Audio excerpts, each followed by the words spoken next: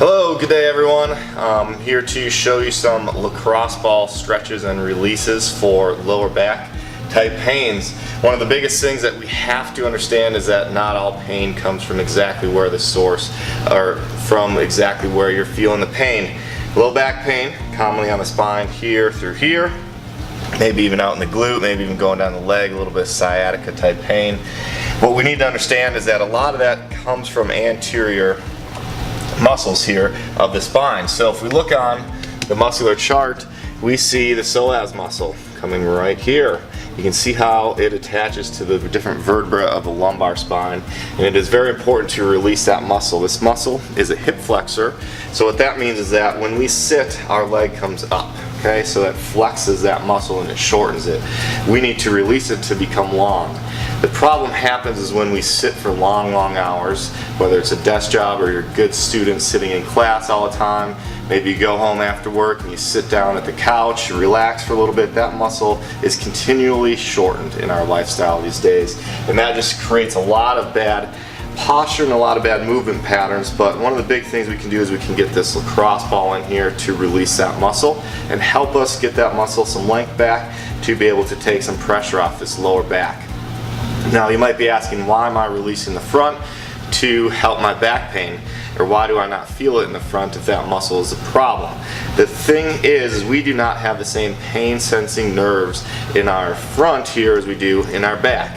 Just like you don't feel your food moving through your intestines, we don't feel sort of ambient tightness in this muscle. You can feel it, yes, when you get the ball in there, when we work it in the office, but you're not just going to feel psoas pain just for having psoas tightness. You're going to feel it as low back pain because it's going to pull and make the back tighter, and then that's where your pain fibers are that you can actually feel that pain. So it's very important to understand that we can release this muscle and get it going. Now, we have to look and see where that muscle is. Here's my belly button, and that muscle is very close to midline. It's not far out. So with that ball, you're going to want to concentrate about 2 finger widths out from the belly button, about 3 inches up to about 2-3 inches below the belly button. And as you get down, it starts to come and go out to that hip a little bit more. Now its partner muscle is the iliacus, which is on the inside of the iliac crest here, which can also be released with the muscle in the position that we're going to be getting into, which sits right here on the inside of the hip. This one we're going to have to do a little bit of a scooping motion with that. So all we do is we take the ball, and what I always tell people is that we're going to want to start in the midline in the belly button.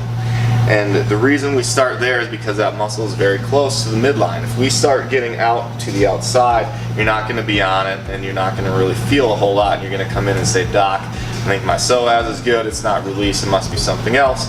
But then we move it in and we find that it isn't. So let's bring this ball here, and you're just going to put it right in the belly button. Believe it or not, this is going to be the position of least intensity. It's when you're all the way down, relaxed with your head on your hands. As soon as you start to come up like this, you're going to dip that lower back, and it's going to become more intense. So some of you, this is going to be very uncomfortable at first as we're starting to release this.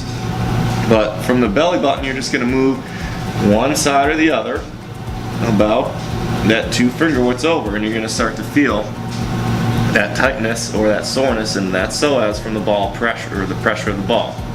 And you can just stay here and relax. One other thing that we can do is that while we're doing these muscle releases, we want that muscle to start to become less intense or less spasm. So you're going to ideally want that muscle to start feeling less intense under the ball. And once it does that, we can do a few things to bring that intensity back. One which we just mentioned was to put an extension into our back by pushing up onto our elbows, and you'll feel your body dip down into that ball. The next we can sort of combine with a good exercise to help fire our glutes, which most people have issues with. And you're just going to simply squeeze the glute on that same side and extend the leg up into the air. Squeeze the glute and extend the leg, and you'll feel that muscle moving underneath that ball, which is a combination of releasing that psoas end and also doing some good glute retraining and glute firing, which is going to help release this while you're moving. So that's the psoas. The iliacus, like I mentioned, is going to be right down here on the inside of that hip. So this one you're going to need to do a little bit more moving on, and you're going to just sort of think about scooping your pelvis underneath that ball. And this can take a little bit of time to figure out. Once you get it, you'll know. And so you see how I'm sort of just canted over onto the ball and thinking of my pelvis. I'll show you on the model here, and scooping this ball up with your pelvis, sort of like this. Scoop that ball up in there. So that's what we want to be thinking about with those.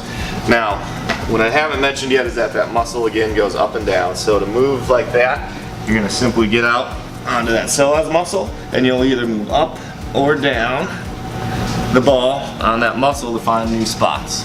And like I said, it's about 2-3 inches up above the belly button, going down to about 2-3 inches below is where you're going to find most of those trigger points in that muscle.